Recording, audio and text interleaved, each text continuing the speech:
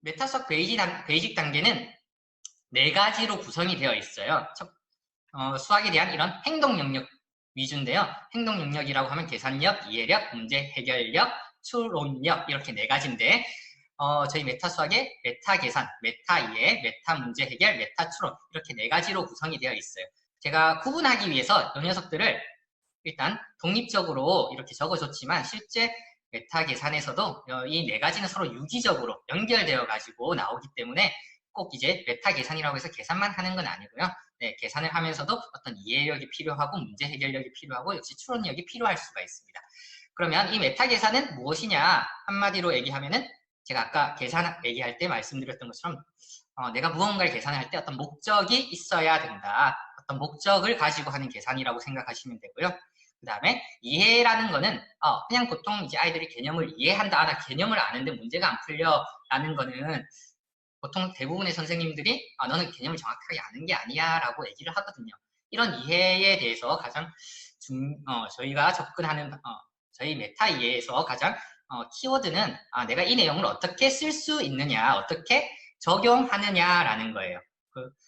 즉 메타 이해는 우리 적용하는 거다, 내가 쓰는 거다라는 쪽으로 이제 어머니께서 생각하시면 되고요.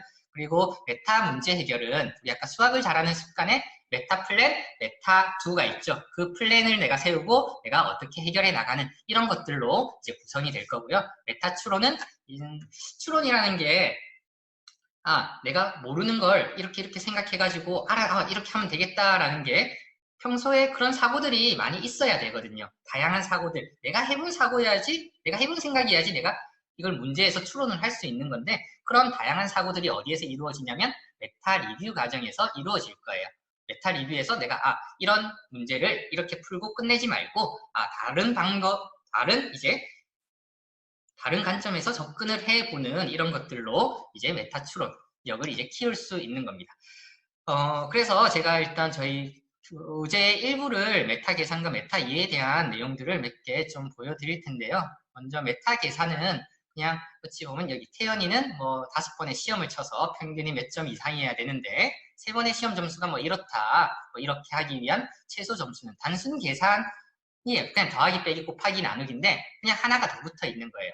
중도 탈락되지 않기 위해. 그럼 이게 무엇을 의미하지? 이런 목적을 가지고 내가 계산을 하는 것들에 대한 연습이고요. 그리고 이런 메타 계산이 항상 첫 번째는 이제 어림 계산이에요. 어림 계산. 평균이 81보다 크다, 작다. 우리가 어떤 계산을 할 때 항상 정확한 계산이 필요한 거는 아니거든요. 제가 아까도 말씀드린 것처럼 계산에서 불필요한 계산을 최소화하는 거예요. 그러면 평소에 수에 대한 이제 어림 계산이 의미하는 게 무엇이냐?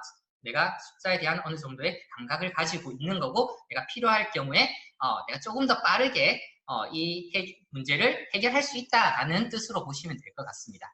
그래서 이제 뭐 두 번째는 문제를 해결하기 위한 방법. 이제 내가 이거를 어떻게 풀 것인지. 그러면 다음 시험을 적어도 내가 쳐야 되잖아요. 그럼 다음 시험을 쳐서 통과하기 위해서는 다음 시험 내가 100점이라고 하자. 내가 지금 받을 점수가 최소 점수니까 다음 점수에 최대 점수가 100점이기 때문에 100점을 받았을 때 내가 이번에 몇 점을 받을지 뭐 이런 것들을 서술하고 답을 구하는 거고요. 그리고 내가 생각한 방식과 다른 친구들의 방식을 서로 비교하면서 이제 그런 것들을 다시 리뷰를 해 나가는 과정입니다.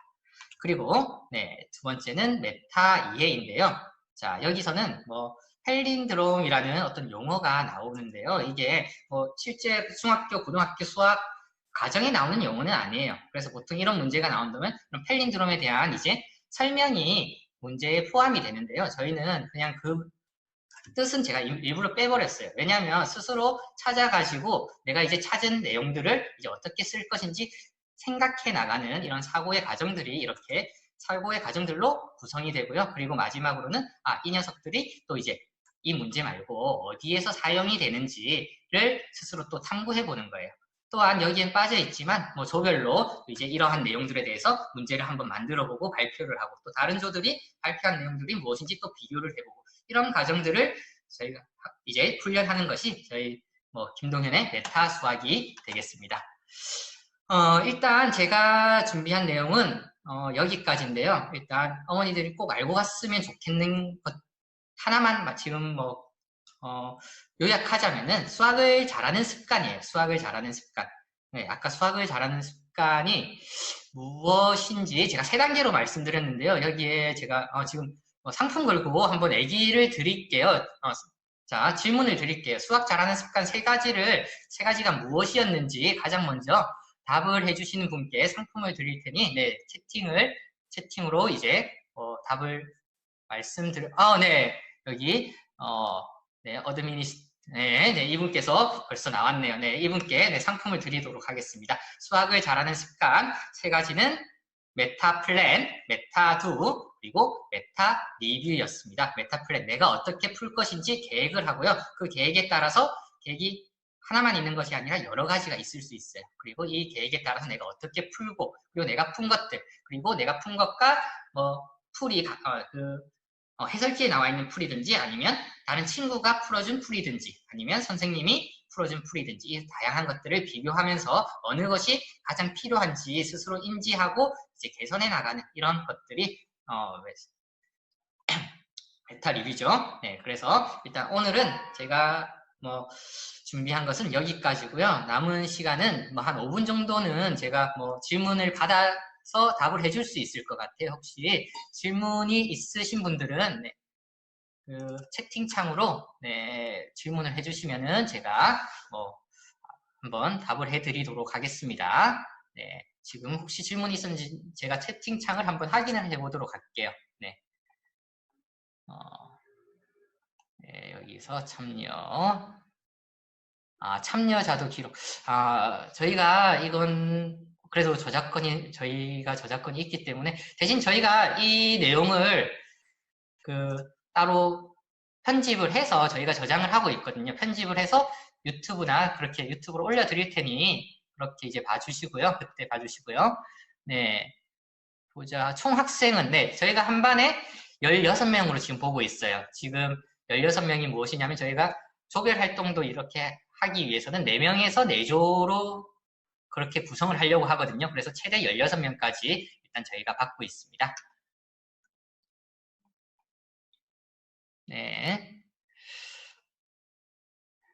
메타 베이직은 따로 실력 차가 있지는 않아요. 왜냐면 이 과정들이 아이들이 지금 공부를 잘하는 학생이든 공부를 잘하지 않는 학생이든 지금까지 하지 않았던 습관이에요. 이런 습관이 익혀지는데 네, 걸리는 시간이 최소 제가 본 게 10주라고 했어요. 이게 10주가 아니고 일단 이것이 이 습관에 대한 최소한의 인지가 10주거든요. 10번의 수업. 그리고 이 메타 베이직 이후에 메타 프랙티스 단계에 가면 이제 각 학년별 그리고 각 단원별로 이제 학기별 단원별로 저희가 나누어서 진행을 할 거예요. 그때는 조금 더 이제 실력 차이가 이제 실력 차이라기보다는 학년 차이가 조금 날 거고요. 네, 네, 베이직 단계는 지금 무학년제로 저희가 중1부터 중3까지 모두 받고 있고요. 그리고 습관이 익혀지는데 걸리는 시간은 아무래도 학생 개인마다 차이가 있을 거예요. 제가 학생이 내가 이러한 과정들을 조금 더 잘 받아들일 수 있다라고 하면은 6개월에서 1년 정도면 충분히 습관을 이제 익힐 수 있을 거고요. 조금 이제 긴 학생들 같은 경우에는 1년 반 그 정도까지 걸릴 수도 있을 거예요. 그래도 대체로 저희 목표는 일단 6개월에서 1년 사이에 아이들이 이런 수학 습관을 새롭게 가질 수 있게끔 훈련하는 게 목표고요. 네.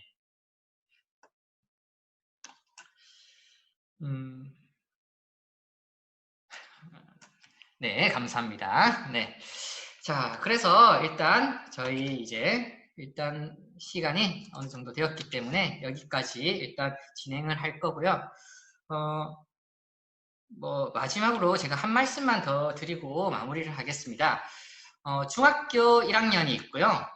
우리가 고등학교 3학년 때까지가 어찌 보면 입시를 위한 공부가 진행이 되는 거예요. 그러면 수학에서 중학교 1학년과 고3은 어떤 차이가 있느냐라고 했을 때 가면 갈수록 어떤 개념이 어려워져요. 중학교 1학년 때는 간단한 개념을 이제 가지고 풀었다면은 고등학교 3학년 때는 미분적분, 다양히 훨씬 더 이제 심화된 개념을 가지고 푸는 건데 단순히 그러면 중1 학생들도 내가 미분을 알고 있으면 고3 문제를 풀 수 있지 않느냐라는 그런 질문을 할 수 있는데 그런 쪽에서는 대체로 회의적이죠.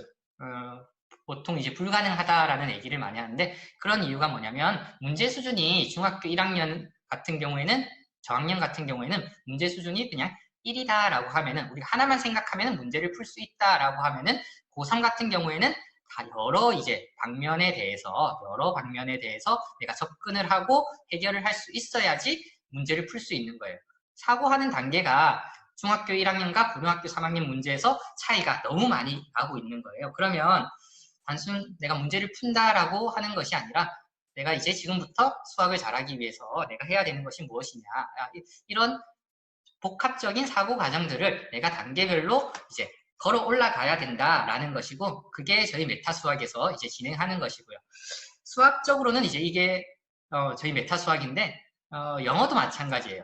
영어 같은 경우는 중학교 1학년에서 고등학교 3학년까지 이제 어떤 차이가 있느냐라고 했을 때 첫 번째는 어휘죠. 단어가 어려워지는데, 그럼 내가 고3 수준의 중1 학생이 고3 수준의 단어를 알고 있다라고 해가지고 고3 지문을 텍스트를 읽고 해석하고 이해할 수 있느냐라고 물어봤을 땐 역시 아닐 가능성이 커요. 그 이유도 마찬가지예요. 중학교 1학년 수준의 사고력과 고등학교 3학년 수준의 사고력은 차이가 상당히 많이 납니다. 그래서 제가 저희 학원에서 제가 감히 정말 존경하는 이제 동료분이 한 분 계신데 저희 영어 선생님이에요. 영어 선생님께서 영어를 접근하는 방식이 이제 단순한 이런 어휘나 이제 이런 해석 위주가 아니라 어떤 문단과 문단 사이의 맥락이나 이런 연결고리 등을 이용해서 종합적인 사고력을 이제 높이는 그런 영어를 하시는 거거든요. 그래서 그런 부분에 대해서는 내일 이제 같은 시간에 저희 김웅식 선생님께서 이런 또 같은 방식으로 온라인 세미나를 진행하실 거예요.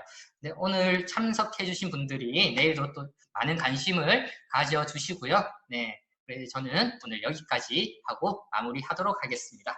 네, 지금까지 읍는 열다 메타 수학의 김동현이었습니다.